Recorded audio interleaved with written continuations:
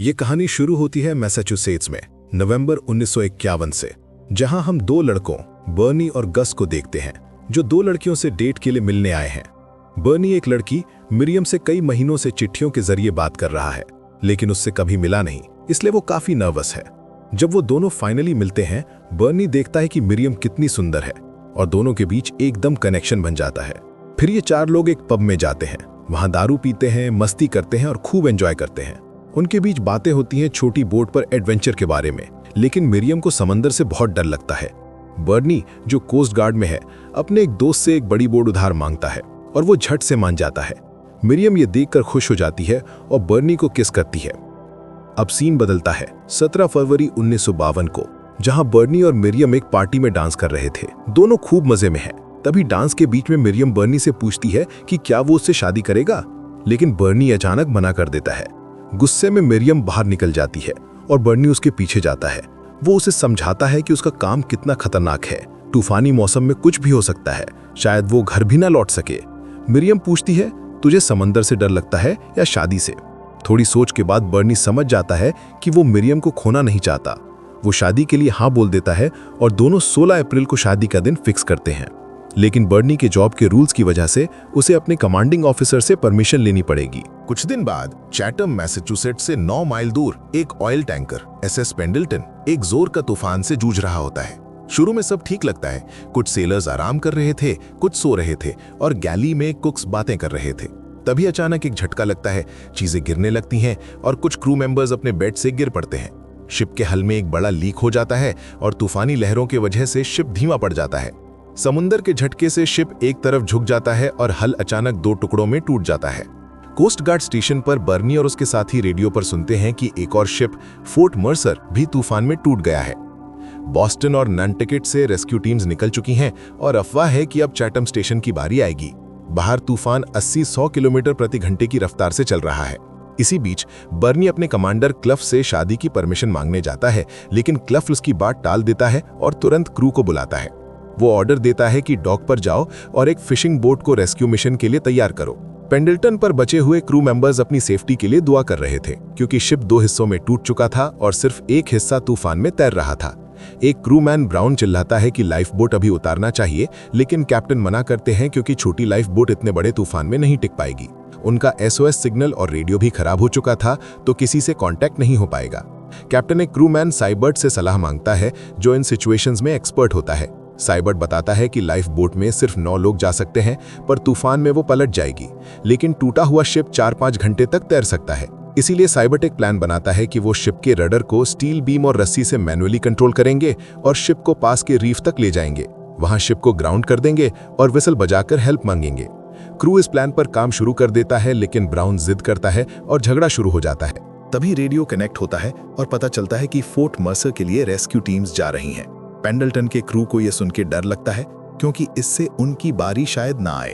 बर्नी Miriam से phone पर बात करता है और वो पूछती है कि क्या उसने क्लफ से परमिशन ली, लेकिन बर्नी के पास वक्त नहीं होता और वो फोन काट देता है। क्लफ पूरे क्रू को बोलता है कि CG 36500 बोट से फोर्ट मर्सर के लिए रेस्क्यू मिशन पर जाना है, जो नैंटकेट से 30 किलोमीटर दूर है।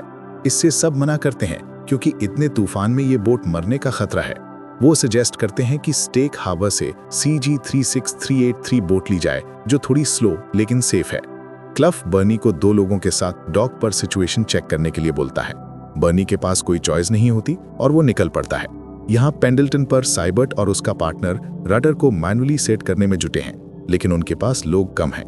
तभी साइबर्ट को पता चलता है कि ब्राउन कुछ लोगों को लेकर लाइफ बोट से भाग रहा है। गुस्से में साइबर्ट डेक पर जाता है और अपनी कुल्हाड़ी से लाइफ बोट की रस्सी को काट देता है। लाइफ बोट समंदर में गिरती है और पल भर में टूट जाती है।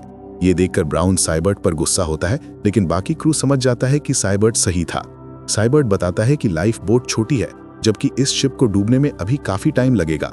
रीफ तक जाने के लिए उसे 4 लोग रडर बीम के लिए और 4 लोग पंप्स और हॉर्न के लिए चाहिए, तो क्रू उसके प्लान को फॉलो करता है। इधर बर्नी और उसके साथी डॉक पर भारी बर्फ में पहुंचते हैं। एक आदमी जो समुंदर से लौट रहा था, वो बताता है कि उसने एक शिप का हॉर्न सुना और दूर से एक शिप को देखा था।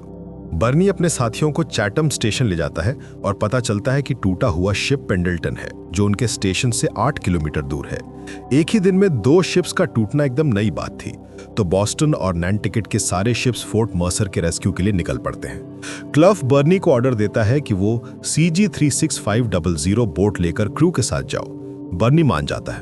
उसका क्रू पूछता है कि वो इतना शांत कैसे है, जबकि कुछ ही लोग पिछले रेस्क्यू से बचे हैं। इस पर बर्नी बोलता है कि वो पानी को अच्छे से जानता है और वो अपना पूरा ट्राई करेगा। यहाँ दूसरी तरफ मेरियम को कुछ गलत लगने लगता है और वो स्टेशन पर बर्नी से बात करने के लिए फ़ोन करती है, लेकिन बर्नी उसके पास जवाब देने का वक्त नहीं होता और वो रेस्क्यू मिशन के लिए निकल जाता है। यहाँ पेंडल्टन की हालत खराब होती जा रही थी। बड़ी लहरें शिप को 90 डिग्री तक झुका रही थी और पानी कंपार्टमेंट्स में भर रहा था। इधर मेरियम चैटम स्टेशन पर पहुंचती है और वहां उसे बर्नी के साथियों से पता चलता है कि वो एक खतरनाक मिशन पर गया है। ये सुनते ही वो गुस्से में क्लफ से मिलती है और उसे पूछती है कि उसने बर्नी को ऐसे मिशन पर क्यों भेजा, जिस पर क्लफ बोलता है कि शादी की परमिशन तो बस फॉर्मेलिटी है और वो मिरियम की बातों से परेशान होकर उसे निकाल देता है। गुस्से में मिरियम स्टेशन से निकलती है और अपनी कार में बैठकर उसे तेजी से ड्राइव करने लगती है, जिसकी वजह से बर्फीली सड़क पर उसकी कार फिसल जाती है और वो क्रैश करके वहीं फंस जाती है। यहाँ बर्नी और उसका क्रू छोटी बोट में तूफान का सामना कर रहे थे। बर्नी बोट चला रहा था जबकि बाकी लोग डेक पर बड़ी लहरों को देखते हैं। एरविन टेंशन कम करने के लिए गाना गाने लगता है और बाकी लोग भी उसमें शामिल हो जाते हैं। लेकिन तभी अचानक एक बड़ी लहर बोट से टकराती है और सब पैनिक में आ जाते हैं। एरविन और रिचर्ड डेक को पकड़ते हैं जबकि बर्नी बोट को सैंड बार के ऊपर से निकालने की कोशिश करता है। वो एक बड़ी लहर के ऊपर से कूदता है, लेकिन इस दौरान उसका कंपास खो जाता है और इंजन भी बंद हो जाता है।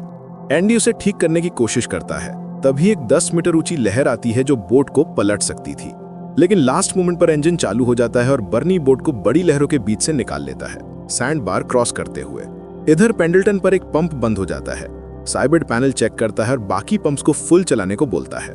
शिप के इंजन तक पानी सिर्फ आधा मीटर बचा था। वो शिप को 30 डिग्री घुमाते हैं और रिवर्स में ले जाते हैं बड़ी लहरों से लड़ने के लिए। इसी बीच शिप का निचला हिस्सा रीफ से टकराता है और सब हिल जाते हैं। वो शिप को ग्राउंड कर देते हैं, लेकिन पंप्स को चालू रखना पड़ता है। इधर मिरियम, जिसकी कार खराब हो चुकी थी, वो सड़क पर हेल्प मांगती है, जहां एक औरत अपने 2 बच्चों के साथ रुकती है और मिरियम को लिफ्ट देती है और वो बताती है कि उसका भाई कार ठीक कर सकता है। मिरियम उससे अपनी और बर्नी की बात बताती है और उसकी बातें सुनकर वो औरत बर्नी को पहचान लेती है।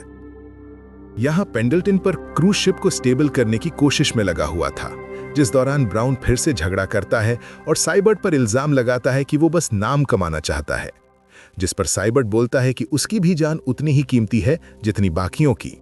इस तरफ बर्नी और उसका क्रू भी तूफान में लड़ रहे हैं। वो चैटम स्टेशन से कांटेक्ट करते हैं, लेकिन ऑपरेटर सुन नहीं पाता। उन्हें पता चलता है कि CG-36383 रेस्क्यू मिशन बंद हो गया क्योंकि तूफान बहुत खतरनाक है। क्रू सोचता है कि लहरें बहुत ऊंची हैं, शायद उन्हें वापस जाना चाहिए, लेकिन बर्नी मिशन छोड़ने से मना करता है। मिरियम उस औरत के घर पहुंचती है और रेडियो पर सुनती है कि Boston coast guard Fort Mercer तक पहुंच गई है, लेकिन एक्सीडेंट में 4 लोग मारे गए और बाकी हाइपोथर्मिया से जूझ रहे हैं। वो औरत मिरियम को बताती है कि बर्नी ने उसके मरे हुए पति को बचाने की कैसे पूरी कोशिश की थी जब वो नैंटिकेट आइलैंड के पास फिशिंग कर रहे थे। इधर पेंडल्टन पर शिप रीफ से फिसल रहा था। पानी इंजन इनलेट्स में भर गया था, जिससे इंजन बंद हो गया और जनरेटर्स भी फेल हो गए थे और अब बाहर की लाइट्स बंद हो जाती हैं, जिससे कोस्ट गार्ड के लिए शिप देखना मुश्किल हो जाता है। यहाँ बर्नी और उसका क्रू फाइनली पेंडल्टन को देखते हैं और राहत की सांस लेते हैं। शिप के लोग भी उन्हें देखकर खुश हो जाते हैं, लेकिन प्रॉब्लम यह है कि बर्नी की छोटी बोट में सिर्फ 12 लोग आ सकते हैं, जबकि रेस्क्यू करने के लिए ज्यादा लोग हैं। पेंडल्टन के क्रू समुद्र में कूदते हैं और बोट तक जाते हैं। बर्नी बोट को पास ले जाता है और अर्विन और एंडी लोगों को ठंडे पानी से निकालते हैं। एक आदमी, एल्डन, डर के मारे कूद नहीं पाता। साइबर्ट उसके पास जाता है और लैडर से उतरने को बोलता है। तभी एक और क्रू मेंबर, टाइनी, बोलता है, अगर मैं कर सकता हूं तो कोई भी कर सकता है, और वो बिना लैडर के बोट पर कूदता है, लेकिन शिप के हिलने से उसका शरीर हल से टकराता है और वो मारा जाता है। ये देखकर सब डर जाते हैं और एल्डन और भी घबरा जाता है, लेकिन साइबर्ट उसे हिम्मत देता है और एल्डन फाइनली कूदकर बोट पर पहुंच जाता है। पर अब बोट ओवरलोड हो चुकी थी और रिचर्ड बोलता है कि उन्हें वापस जाना चाहिए, बाकी रेस्क्यू कल होगा। लेकिन बर्नी इससे मना करता है क्योंकि पेंडल्टन किसी भी वक्त डूब सकता था। ऑलमोस्ट सब लोग बोट पर आ जाते हैं, सिर्फ ब्राउन और साइबर्ट बचे हैं। ब्राउन साइबर्ट की तारीफ करता है और उसे बोलता है कि वो आखिरी आदमी होना चाहिए जो शिप छोड़े। सब लोग सेफ बोट पर पहुंच जाते हैं, सिवाय टाइनी के, जो डूब गया था। बर्नी की टीम 32 लोगों को बचा लेती है और पेंडल्टन उनके सामने डूब जाता है। दूसरी तरफ मिरियम चैटम स्टेशन पर वापस आती है, जहां वो, क्लफ और पूरा क्रू बर्नी की रेडियो पर आवाज सुनते हैं, जिसमें बर्नी बोलता है कि उसने पेंडल्टन के लोगों को बचा दिया, लेकिन उसका कंपास खो गया है।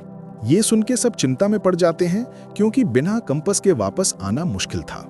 क्लफ बर्नी को पोलोक लाइट शिप तक 5 माइल जाने को बोलता है, लेकिन बर्नी रेडियो बंद कर देता है, जिसके बाद अचानक स्टेशन की लाइट्स के साथ साथ पूरे शहर में पावर कट हो जाता है, जिससे अब नेविगेशन और भी मुश्किल हो गया था। यहाँ बर्नी अपने कमांडर का ऑर्डर नहीं मानता, क्योंकि उससे समुद्र की अच्छी नॉलेज थी।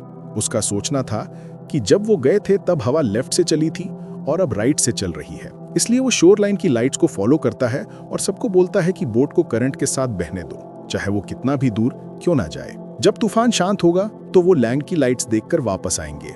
इधर मिरियम और शहर के लोग पियर पर अपनी कार्स ले जाते हैं और हेडलाइट्स ऑन करके बर्नी को गाइड करते हैं। मिरियम समुद्र की तरफ देखती रहती है, अपने होने वाले पति के सेफ वापस आने की उम्मीद में। लंबी और ठंडी जर्नी के बाद बर्नी और उसके क्रू को एक उम्मीद की किरण दिखाई देती है। वो करंट के साथ चलते हैं और उन्हें एक ब्राइटली लिट शोर दिखाई देता है, जो उनका घर होता है। आखिर में CG-36-500 बोट सेफ पियर पर पहुंचती है और सब लोग खुशी से चिल्लाते हैं। बर्नी के पैसेंजर्स उतरते हैं, लेकिन वो बोट पर ही रहता है, बिल्कुल थका हुआ। मिरियम उसे गले लगाती है और दोनों शादी की बात करते हुए बोट से उतरते हैं। मिरियम बोलती है कि उसने क्लब से परमिशन मांगी थी और बर्नी हंसता है कि ये तो बस फॉर्मेलिटी थी। फिल्म के एंड में हम रियल फोटोज देखते हैं जो रेस्क्यू के बाद की हैं, जिसके 2 महीने बाद बर्नी और मिरियम की शादी हो गई और वो 58 साल तक एक दूसरे के साथ खुशी से रहे, जब तक बर्नी का 2009 में देहांत नहीं हो जाता। उनकी बहादुरी के लिए बर्नी और उसके क्रू को गोल्ड लाइफ सेविंग मेडल दिया गया। और इसी के साथ ये सच्ची कहानी यहीं खत्म हो जाती है। अगर आपको हमारा वीडियो अच्छा लगा तो इसे लाइक और हमारी चैनल को सब्सक्राइब करना मत भूलिएगा। तब तक के लिए हम आपको मिलेंगे किसी और एक कहानी के साथ। Thank you.